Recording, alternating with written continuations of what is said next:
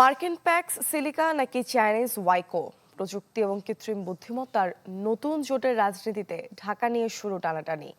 কোন জোটে আর কেনই বা যোগ দেবে বাংলাদেশ? বিশেষজ্ঞরা বলছেন, নিরপেক্ষ থাকা আগের চেয়ে অনেক জটিল রূপ নিয়েছে। তেমনি উচ্চ প্রযুক্তির অংশীদার নাকি বিশ্ব তথ্য প্রযুক্তির বাজারেও শুধু সস্তা শ্রমের যোগানদার?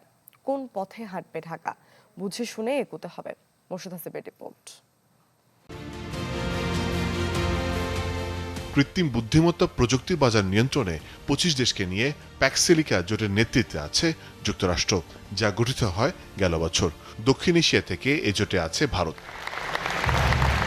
বসে থাকেনি চীনও। চলতি বছর জুলাইয়ে world artificial intelligence cooperation organization বা ওয়াইকো নামে নতুন জোটের ঘোষণা দেয় বেইজিং।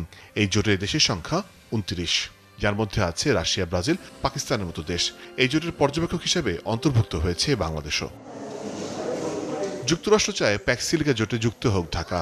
হোয়াইট হাউসের দক্ষিণ ও মধ্য এশিয়া বিষয়ক বিশেষ দূত সার্জিও গোরের সাম্প্রতিক সফরে জানানো হয় আনুষ্ঠানিক আমন্ত্রণ।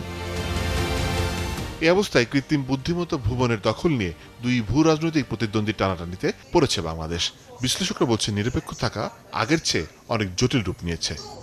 অর্গানাইজেশনটার কাজ কি? এটা কি একটা টেকনোলজি স্ট্যান্ডার্ডাইজেশন অর্গানাইজেশন, যেখানে আমরা কোলাবোরেট করবে বিভিন্ন দেশ মিলে to find out the better technology together? কারণ দুই তো চার হয় না, 22 হতে পারে।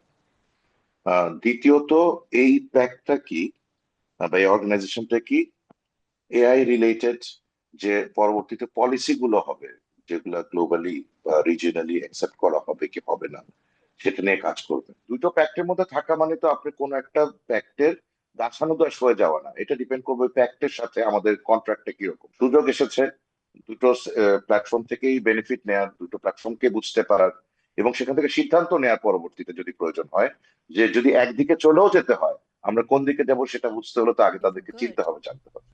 এক্ষেত্রে সিদ্ধান্ত নিতে হবে বুঝে শুনে। উচ্চ প্রযুক্তির অংশীদার নাকি তথ্য প্রযুক্তির বাজারে শুধু সস্তা শ্রমের যোগানদার? কোন পথে হাঁটবে ঢাকা? বাংলা কিউআর যেখানে, নগদ পেমেন্ট সেখানে। সারা দেশে 10 লাখেরও বেশি মার্চেন্টে নগদে পেমেন্ট করুন খুব সহজে। আমেরিকা সবসময় একটু বেশি দেখে আগে থেকে। ওরা দেখেছে যে বাংলাদেশে কিন্তু এই পোটেনশিয়াল আছে, বাংলাদেশে কিন্তু প্রচুর পিপল আছে যারা নিজের উদ্যোগে অনেক চমৎকার চমৎকার কাজ করছে, কিন্তু এগুলোকে আসলে গভর্নমেন্ট পৃষ্ঠপোষকতা অর্গানাইজ করার মতো জায়গাটা কম। যেই কারণে তারা কিন্তু আমন্ত্রণ যাচ্ছেন, প্যাক্স সিলিকায় আসেন, যদি আপনার এই ম্যান পাওয়ার আমরা ইউজ করতে পারি। আবার চীনের সঙ্গে হয়তো দ্বন্দ্ব আছে, কিন্তু তার বাইরে কিন্তু এটা অনেক বড় বিষয়। আবার চীনও হয়তো চিন্তা করছে যে না, আমাকে গ্রিপে রাখতে হবে, সেইভাবে চিন্তা করছে। কিন্তু বাংলাদেশকে নিজে প্রমাণ করতে হবে তার সক্ষমতার জায়গা। অনেক বিশেষজ্ঞের মতে প্যাক্স সিলিকা আর ওয়াইকো দুই দরজায় আপাতত খোলা রাখুক বাংলাদেশ, তবে যে দরজা দিয়ে হাঁটুক পা ফেলতে হবে নিজের শর্তে, নিজের স্বার্থে। মোর্শেদ হাসিব, চ্যানেল 24, ঢাকা।